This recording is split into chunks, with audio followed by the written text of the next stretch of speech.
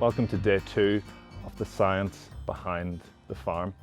And here at Jubilee Farm we grow all sorts of fantastic and really tasty vegetables. And we saw yesterday how the soil is crucial to farming and to all life on earth. It's the foundation on which good farming and food production builds upon. And we saw also how when you take food and you produce food and you take energy in doing that out of the soil, then you need to return that energy and nutrients to the soil in order to keep it fertile and manage it well. The reason we do that is because it allows us to grow lots and lots of really tasty and really healthy vegetables. And it starts with having really good quality soil.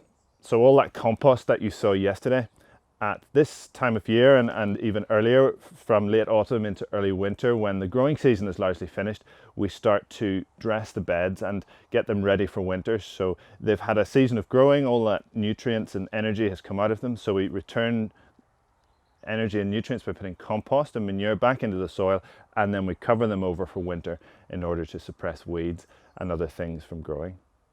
And that allows the nutrients and all that energy to go back into the soil with our friends the earthworms helping to work it into the soil. And then the stage is set for the next stage of producing plants. And the next stage of producing plants starts with one of these, a seed.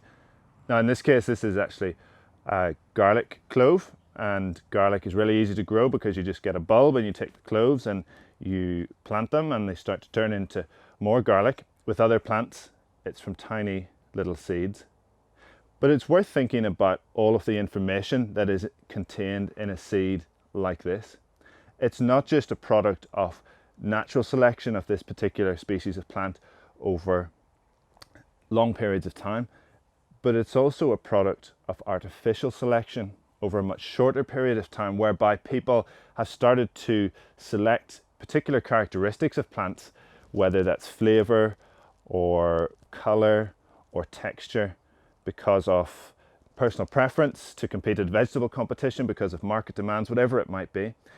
And it's that artificial selection that has given us such a huge diversity of plants. Even within garlic or within any other particular type of plant, you'll get lots and lots of different varieties, lots and lots of different types that people have bred and developed. So contained within this single seed is so much information, so much human history. One of the reasons why food and farming is such an interesting topic, because they're a product not just of nature, but also of human nature.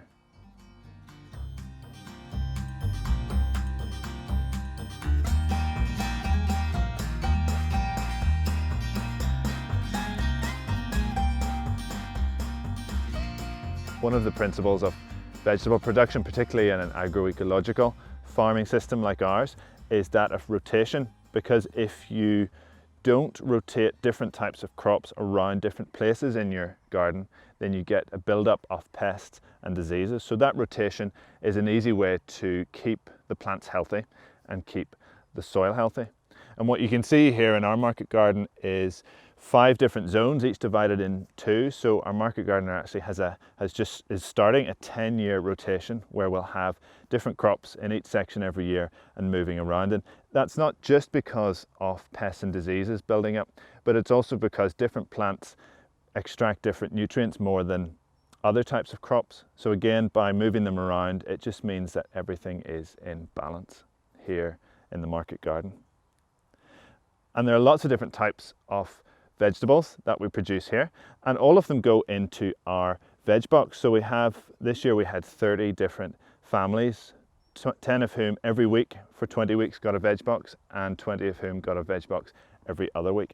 And that was really about eating through the season. So whatever was in season went into the veg box that week. So at the height of summer we had tomatoes and courgettes and cucumbers by the wheelbarrow load. And now towards the very end of the growing season, we're left with some old familiar faces as well as some new plants. So what you can see behind me are a favourite food, or maybe an enemy, on the Christmas dinner plate is Brussels sprouts. You might be more familiar with them just as these little green balls, really. But in situ, growing in the field, They grow on these fantastic big stalks, and love them or hate them, they're a familiar presence on our dinner plates every Christmas. At the other end of the extreme, in terms of vegetables that you may not have ever come across before, is this one. This weird and wonderful specimen is something called a kohlrabi, and it's known as a cabbage apple. You can grate it, you peel it and grate it, or slice it just like an apple, but it tastes like a cabbage. Really good in a coleslaw, but we like to call it the UFO plant because it just looks a bit out of this world. Altogether, eating plants, eating a really good variety of vegetables, especially from a farm like ours that uses agroecology to have healthy soil, healthy plants, healthy animals and healthy people, is a really good way to put science into practice through eating and celebrating the diversity of plant species and particularly of vegetable species that we enjoy here in Northern Ireland and right around the world.